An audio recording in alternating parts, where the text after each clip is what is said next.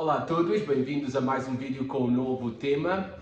Desta feita eu estou muito bem acompanhado com o pastor Davi Cáceres, ali o pastor da Igreja Batista de Pedras Vivas, em São Paulo, Brasil, e também coordenador do Ministério Nutra, entre muitas outras coisas e responsabilidades além, e a principal, ser esposo e pai, não é? Vamos falar sobre um tópico muito importante, pouco falado, mas recentemente tem despertado conversas, pensamentos sobre o mesmo, considerações sobre o esgotamento, ou o famoso burnout, em todas as áreas da vida, mas principalmente pensando até no burnout no ministério, no ministério pastoral, burnout de pastores. Creio que isto é uma realidade nos Estados Unidos e no Brasil, nos dados estatísticos, que o burnout, o esgotamento dos pastores está, digamos, a vocação de pastores está entre as três principais profissões: médico, polícia e pastores. Com esgotamento, com burnout, com esta síndrome, utilizando a linguagem da psi. O que é o burnout? Dando aqui uma explicação para talvez alguém que não sabe o que é, do que é que se trata, alguns dos sintomas, e depois vamos apresentar a solução. Joia. Obrigado, Thiago, pela possibilidade de estar aqui com vocês em Portugal. Tem sido um tempo bastante precioso aqui com a PCB, com a tua igreja particularmente também, com a tua família. É sempre bom ver e conhecer ministérios e irmãos ao redor do mundo, e a gente tem desenvolvido alguns ministérios ali no Brasil e trabalha com pastores também.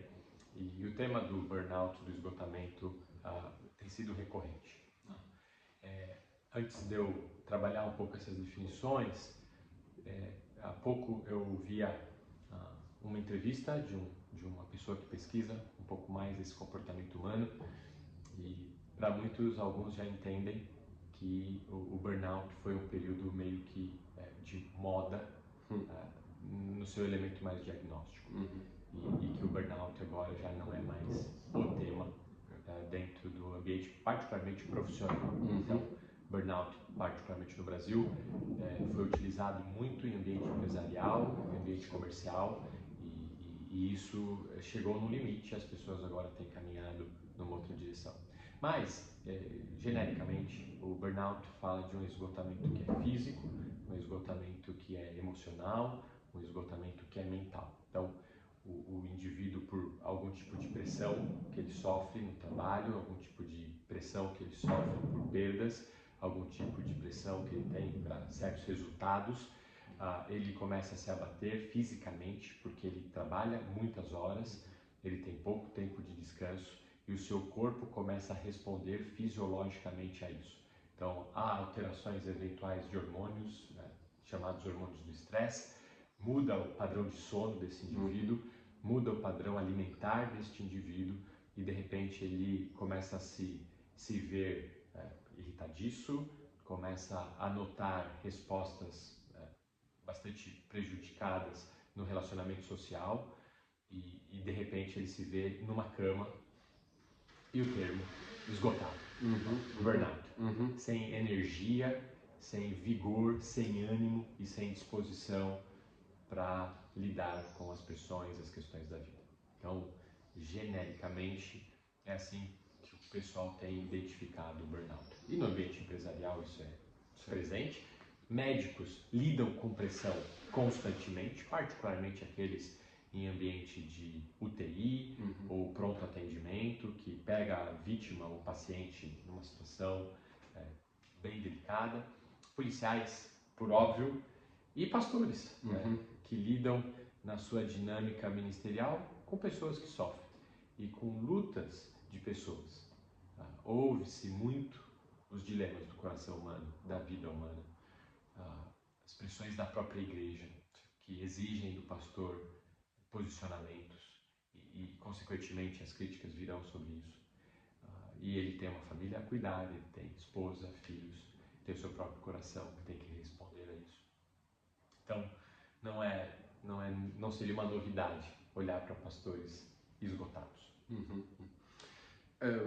E pensando, eu sei que especificamente cada caso é um caso, a realidade, as lutas são diferentes dos nossos corações.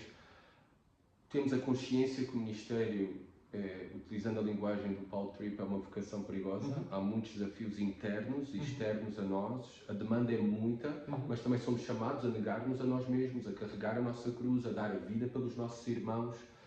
Mas que conselhos para pastores que se sentem cansados, esgotados?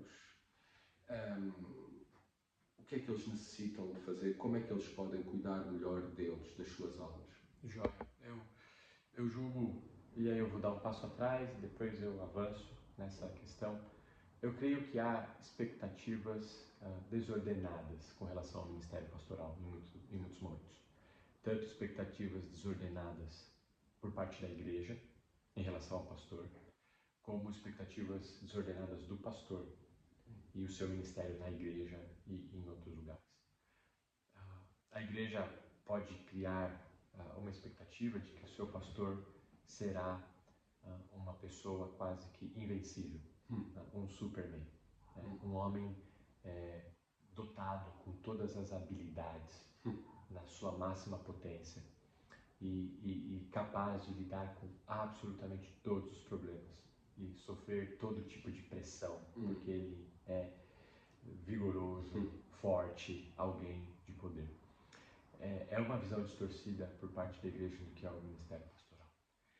E essa igreja hoje, particularmente nos nossos dias, é uma igreja que tem acesso a outros pastores. Então, nós estamos gravando aqui, e isso daqui a pouco está no ar em algum canal específico. E como este canal, há muitos outros canais. E há muitos outros pregadores e pastores por aí. E o membro da igreja tanto acessa o seu pastor pessoal ali, local, como acessa todos esses pastores. Então, o grau de comparação que esse membro tem e o grau de avaliação que esse membro tem não é na igreja local com a referência da Escritura e com a obra do Senhor na vida daquele pastor, mas muitas vezes é com alguém que está fora daquela igreja local.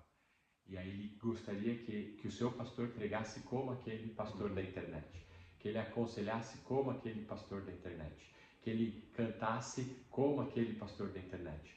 E isso vai impondo pressão sobre o pastor. Então essa é uma expectativa equivocada da igreja para com o pastor.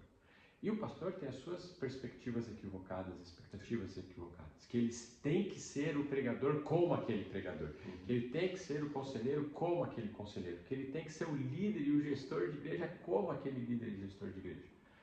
E se Deus não o capacitou naquelas áreas específicas, ele está clamando para si algo que Deus não o preparou para aquilo. Então, quando eu tenho expectativas desordenadas de ambos os lados, eu gero uma situação de conflito, de tensão e de pressão e que levará natural e inevitavelmente ao esgotamento pessoal. Nesse sentido, eu começo a pensar em como lidar com o coração que está esgotado, primeiro olhando para aquilo que Deus me fez e como Deus me formou e como Deus me capacitou. Eu não posso, eu não devo querer ser alguém que Deus não quer que eu seja, que Cristo não me capacitou para ser, que o Espírito não me dotou para ser. Eu preciso ter expectativas, ou melhor, realidades definidas naquilo que Deus fez em mim. A minha identidade não está no que eu faço, a minha identidade está em Cristo Jesus e o que Ele fez por mim. Então eu tenho que usar os meus dons e talentos para a glória do Senhor na minha igreja local, entendendo os meus próprios limites. Eu não posso ir além disso. Segundo ponto, eu quero direcionar o meu pensar para aquele que conforta a minha alma nos meus momentos de esgotamento e dor. Se eu lembro da situação de Elias, ele foi um homem dotado pelo Senhor para lidar com os profetas de Baal no Monte Carmelo. Um grande profeta. Capacitadíssimo, concorda? E que viu a atuação divina de modo espetacular naquele momento. E depois se abate profundamente com a ação de Jezabel contra ele. E por mais que ele podem argumentar, ele vem de um ambiente de grande emoção e pressão, então o natural é o abatimento, e usam isso para falar que o pastor no domingo ele está no seu máximo porque ele pregou e a segunda-feira vai ser o seu momento de O vale. fraqueza, de vale. Eu não sei se eu posso fazer necessariamente essa correlação, porque eu não sou a pregação, eu não sou o púlpito, eu não sou o público. Eu sou aquela pessoa, como Elias aprendeu, que vai ser amparado pelo Senhor, e aquilo que Deus faz com Elias. Ele ampara Elias, ele alimenta Elias, ele dá água para Elias, ele suporta Elias, e depois ele ministra o coração de Elias. Ele diz: Elias, você não está sozinho. Eu deixei 7.000 que não se curvaram a Baal. Então ele vai recorrer ao Senhor, esse pastor. Né? Ele vai ter expectativas adequadas, mas ele vai recorrer ao Senhor. E vai perceber que o Senhor não espera dele coisas que ele está colocando sobre ele. E a terceira questão, eu ministro o Evangelho ao meu próprio coração. O salmista diz: por que está abatida minha alma? Espera em Deus. E eu não quero pregar o Evangelho para mim mesmo, ou lidar com o Evangelho no meu coração, pensando em, então, na próxima semana eu vou fazer mais coisas. Porque já que a expectativa é essa, eu vou fazer mais. Não. Eu quero esperar no Senhor. Eu quero fazer aquilo que o Senhor tem para mim, porque Ele me capacitou com estas habilidades. Ele tem me sustentado, me amparado, como fez com Elias. Eu não estou sozinho nessa batalha. Eu posso seguir com Cristo. Eu posso lembrar destas verdades no meu próprio coração e seguir em, digamos assim, vitória, lembrando que o Senhor está comigo. Amém, Davi.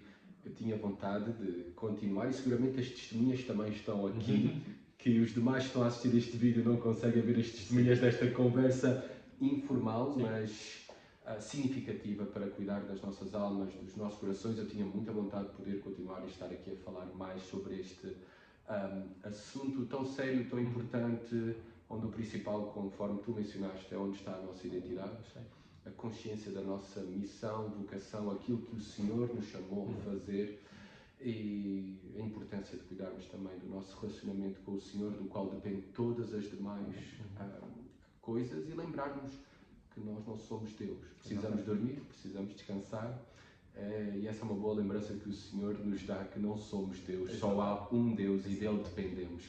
Muito obrigado a todos vocês que assistiram a mais este vídeo.